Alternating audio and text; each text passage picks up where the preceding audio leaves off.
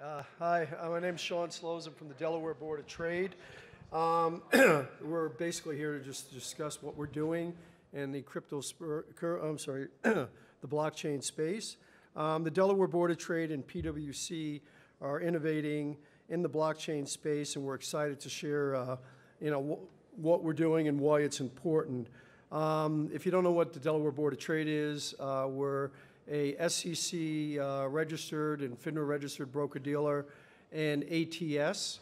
Our primary focus is OTC securities and crowdfunding. And what we're doing in the space right now is their underlying technology that is powering it is blockchain enabled. In terms of PwC, PwC has built a blockchain audit platform that can be installed in the Delaware Board of Trade system. It can be used for operation integrity and functions down to the transaction level. In terms of DBOT, we're about a couple days away from making a big announcement. DBOT launched back in May of 2017. We primarily focused on equity securities for over-the-counter. It's been I guess it competes in the space of OTC markets. What we're announcing and launching is a regulated ATS that has crowdfunding. And crowdfunding is a primary issuance platform. Under certain regulations, you can issue stock under Regulation D, which is really private shares to accredit investors. And Reg A+, if you're familiar with that, you can go directly to the public and issue stock. What's unique about DBOT and what we're doing is that it's basically what we're doing is we're securitizing the assets and we're tokenizing them and making them available as ICOs.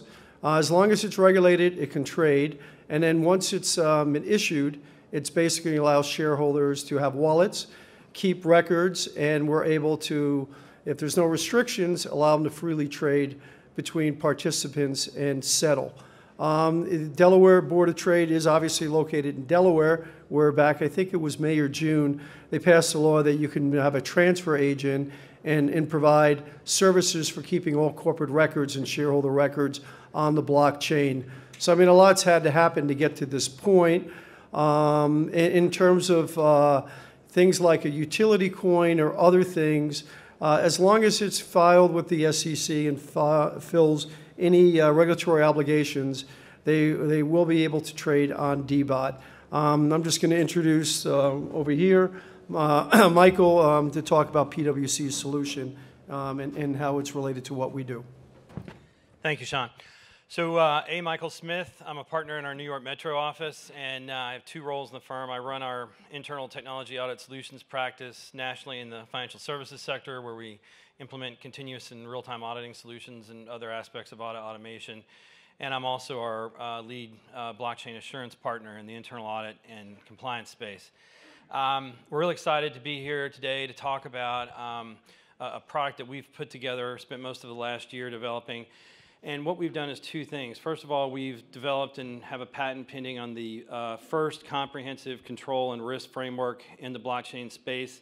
It addresses any possible use case, any possible platform, any possible architecture, and that framework allows us to help enable people bring these systems to fruition and to get them out and make them effective in a safe and secure manner.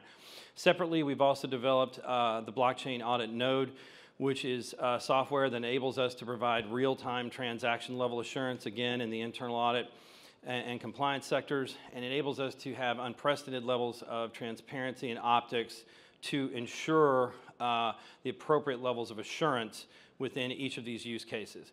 So we're real excited about it, and of course the use case that Sean just outlined with Delaware Board of Trade is a perfect sort of scenario for us to deploy this solution. Sean?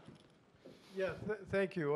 Yeah, I mean, one of the things that's important, I think, is transparency. I mean, if you look at blockchain today and you look at a lot of the cryptos trading out there, a lot of it sort of happens in a vacuum, and you have no insight to what's going on.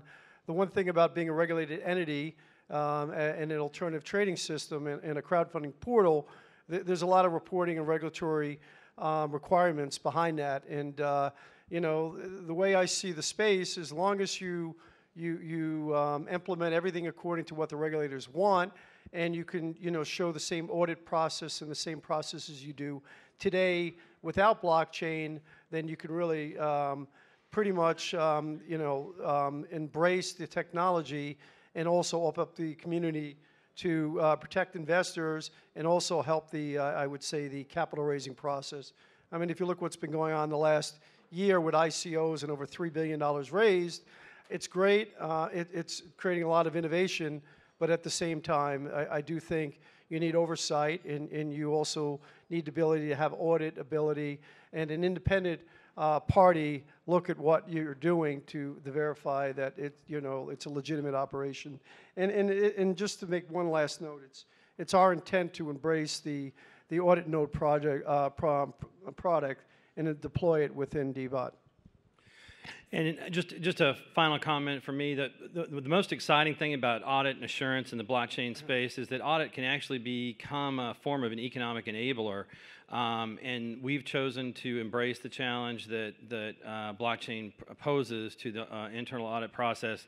It really makes it difficult to do traditional point-in-time forensic sort of audit activities, and by going forward with our framework and our audit node, we've enabled a way to come up with real-time transaction level assurance, and again, to get all the transparency and optics that are necessary so that projects like this can be deployed. So thank you all very much. Thank you.